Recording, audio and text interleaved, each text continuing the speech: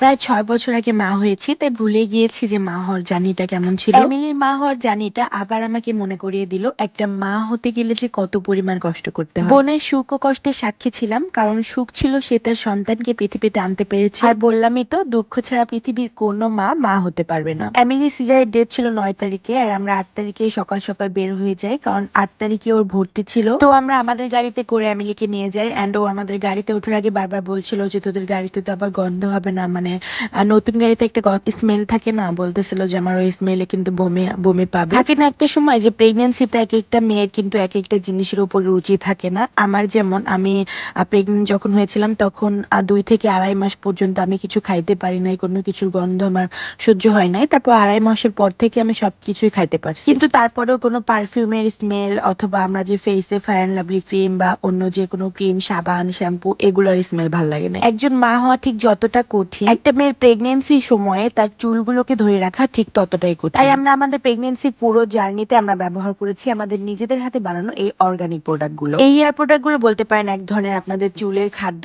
আবার বলতে পারেন আপনাদের চুলের সুস্থতার ওষুধ। প্রেগনেন্সি আপুরা থেকে শুরু করে ছোট বড় ছেলে মেয়ে বাচ্চারা সবাই কিন্তু এই প্রোডাক্ট গুলো ব্যবহার করতে পারবেন। প্রতিদিন প্রায় হাজার হাজার মানুষ কিন্তু আমাদের প্রোডাক্টটি পারচেস করছে, এন্ড হাজার হাজার কাস্টমার রিভিউ দেওয়া আছে আমাদের হ্যামিলি ফ্যাশন হাউস পেজে। সম্পূর্ণ ভরসা রেখে আমাদের প্রোডাক্টটি অর্ডার করতে পারেন। প্রোডাক্টের উপর চলছে 22% ডিসকাউন্ট, সাথে থাকছে ফুল ডেলিভারি চার্জ ফ্রি।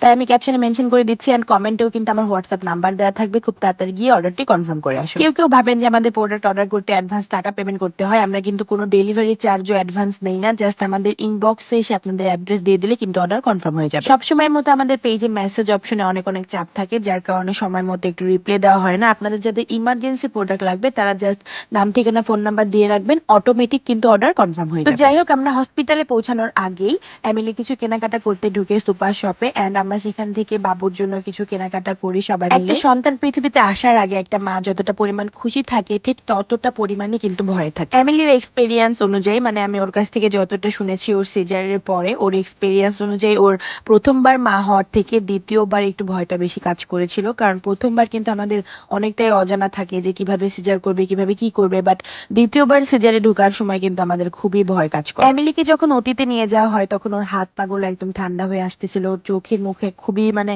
ভয় ছিল। আমরা ওকে সাহস যোগানোর চেষ্টা করতেছিলাম যে কিছু চিন্তা করবি না, তোকে যখন মানে অ্যানেস্থেসিয়া দিবে তখন তুই চোখ বন্ধ করে শুয়ে থাকবি। কি আর করার বলেন, ওর কষ্ট তো আর আমরা ভাগ করে নিতে পারবো না। পৃথিবীতে প্রত্যেকটা মানুষের যার যার নিজেদের কষ্ট নিজেদেরকে ভোগ করতে হয়। এমিলি তা মানে কালকে ওর সিজার, আর আজকে ওর নিজে নিজে বাবুর জন্য শপিং করতেছে, বাট আমার মনে হয় যে আমার এতটুকু শক্তি বা সাহস থাকবে না।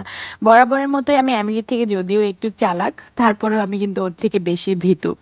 আমাকে যখন মানে ছোটবেলায় দাঁত তোলা হতো তখন আমার হাত পা বেঁধে নাকি আমার দাঁত তুলতো। ছোটবেলায় সবারই একটু ভয়টা বেশি কাজ করে, তবে এখন পর্যন্ত আমার সাহস যেরকম আছে আমার ভয়টাও ঠিক সেরকমই আছে। তারপর আমরা হসপিটালের সামনে পৌঁছে যাই, এন্ড এমিলি বলতেছিল যে আমি তো কালকে আর খেতে পারবো না, আজকে আমার খুব চাইনিজ খাইতে মন যাচ্ছে, চল আমরা সবাই মিলে খেয়ে আসি।